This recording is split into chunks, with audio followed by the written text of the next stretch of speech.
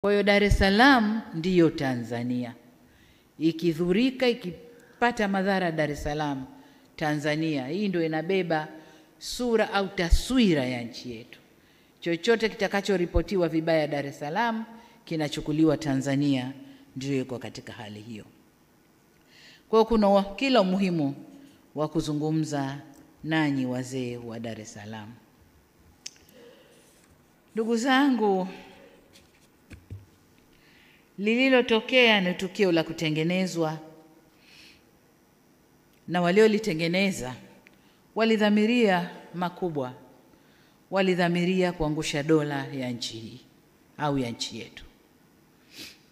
Ukiangalia klipu za nyuma zilizotokea, vijana wetu walifanywa makasuku na kuimbishwa kabisa. Yaliyotokea Madagascar yatokee na hapa. Lakini ukimvuta kijana yule, hebu niambie Madagascar kumetokea nini, hajui. Unataka hapa kitokee nini, hajui. Lakini waliimbishwa wimbo huo.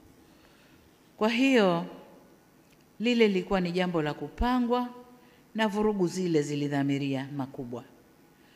Vurugu zile ni mradi pana sana wenye nia kuu ya uovu ulio na wafadhili, washitiri na watekelezaji. Katika vurugu ile waliingia waliokuwemo na wasiokuwemo, wengine kwa kutokujua, wengine kwa kufuata mkumbo, wengine kwa hadaa za maisha bora baadaye, lakini wengine kwa kulipwa tu. Tunaambiwa kuna vijana walikuwa wanalipwa fedha, kisha kuchukua pesa yako ingia barabarani. Kwa waliingia bila madhumuni maalum ya nini wanakwenda kukifanya. Inaumiza sana kuona madhara yaliyotolewa. Nadhani takwimu zinatolewa sasa hivi na halafu. Kuna majengo kadhaa ya serikali yameunguzwa. Kuna miradi kadhaa iliyojengwa kwa manufaa ya wananchi imeunguzwa. Vituo vya mafuta, biashara binafsi za watu zimeunguzwa.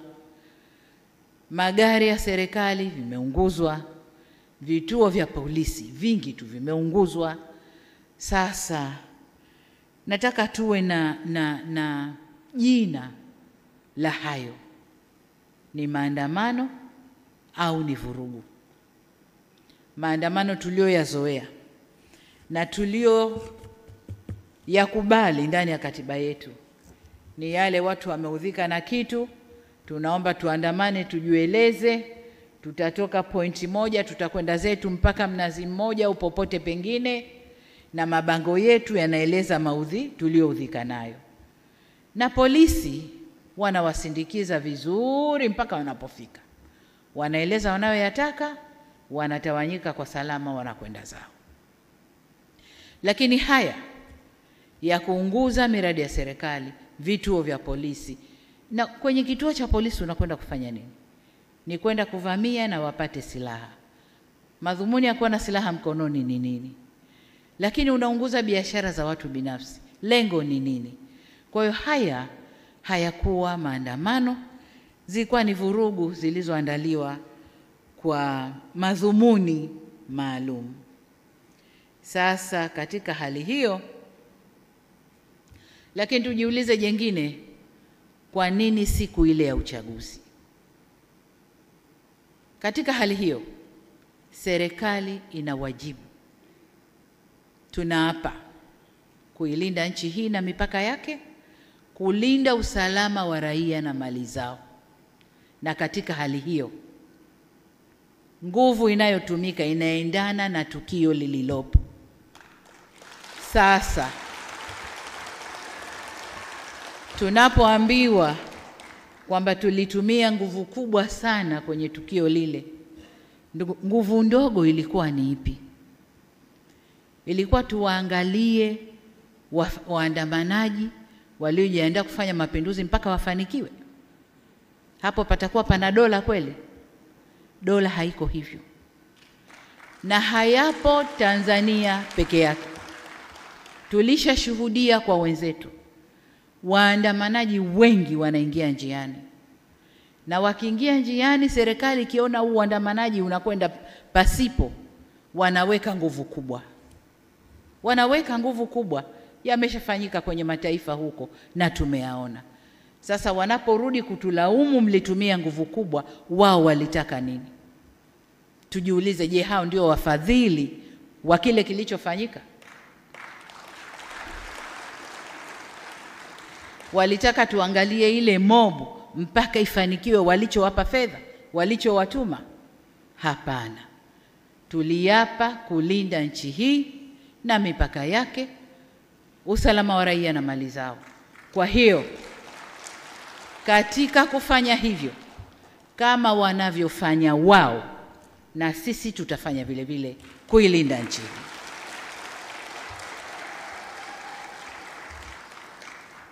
Kwa nini siku ya uchaguzi? Siku ya uchaguzi kwa sababu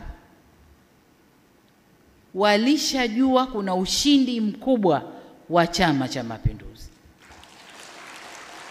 Kuna ushindi mkubwa wa Chama cha Mapinduzi. Waangalie kampeni zetu tulizozifanya. Waangalie watu walivyotuitikia. Waangalie kazi tulioifanya ndani ya miaka 5 iliyopita. Walijua. Na wapinzani wetu walikataa kuingia. Hawakuzuiliwa na mtu.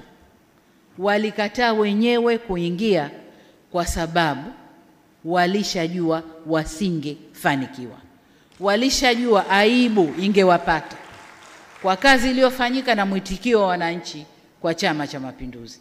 Aibu ingewapata, na ndio maana wakakataa kuingia kwenye uchaguzi. Lakini wanayageuza, serikali imewazuia kuingia ndani ya uchaguzi. Lini tuliwazuia? Na yafafanua haya, ndugu zangu wazee wa Dar es Salaam, muijue hali halisi.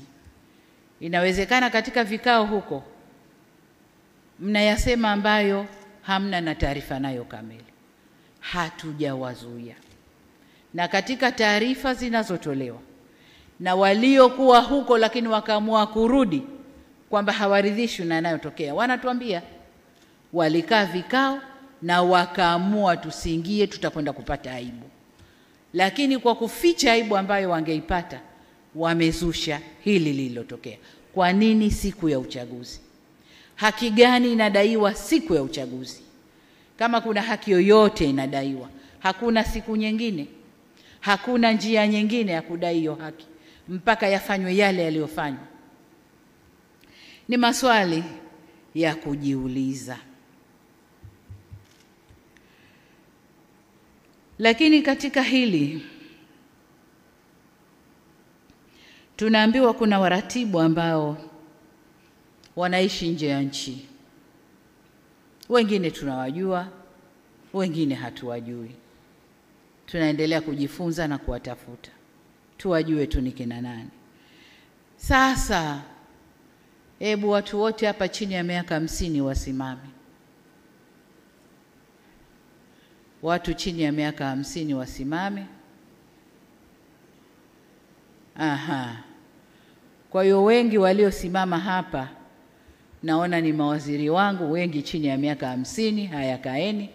Viongozi wa dini wachache na vijana wa jiji la Dar es Salaam na wafanyakazi wa serikali wachache. Sasa hili jambo lina waratibu kutoka nje. Lakini kwa nini waratibu kutoka nje? Wale waratibu wa Tanzania tunaowajua, wale ni shida za maisha. Ni shida za maisha. Akisukuma maandamano, umbea na nini kuhusu Tanzania, Watanzania wale vijana ambao wanadai ugumu wa maisha, wanatumia fedha zao kununua bando, kuwaangalia na kuwasoma amesukuma nini. Lakini yeye ukisoma, yeye kule anatiliwa fedha. Kwa hiyo kimoja kinachowasukuma ni shida ya maisha. Kule waliko hawako sawa, kuna shida ya maisha. Sasa kuna wale ambao pia hawana shida ya maisha, wako pazuri, wanalipwa na hao wanaotaka hayo yatokee. Lakini wamekosa uzalendo tu. Wamekosa uzalendo tu. na ukiwatizama vizuri si wa Tanzania kamili. Kwa hiyo it doesn't matter whether Tanzania inaungua haiungui, yeye ana nafasi ya kuwa nje, si Mtanzania kamili, hana shida hizo. Kwa hiyo hili jambo lilipangwa kwa uratibu mzuri, lakini hebu tuangalie sasa wale waliolipanga na kudai wana madai kwenye hili. Nianze na wenzetu wa vyama vya upinzani. Kama nilivyosema kwamba hawa watu waliishiwa nguvu. Maneno ya vijana waliishiwa power na waliona kabisa mbele kwao sio kuzuri. Na kuingia kwenda kupata aibu ile kwao si sawa. Lakini jengine, hawa watu wana frustration zao huko nyumbani kwao, lakini wanataka kujificha na kusukuma lile dude kwa watu.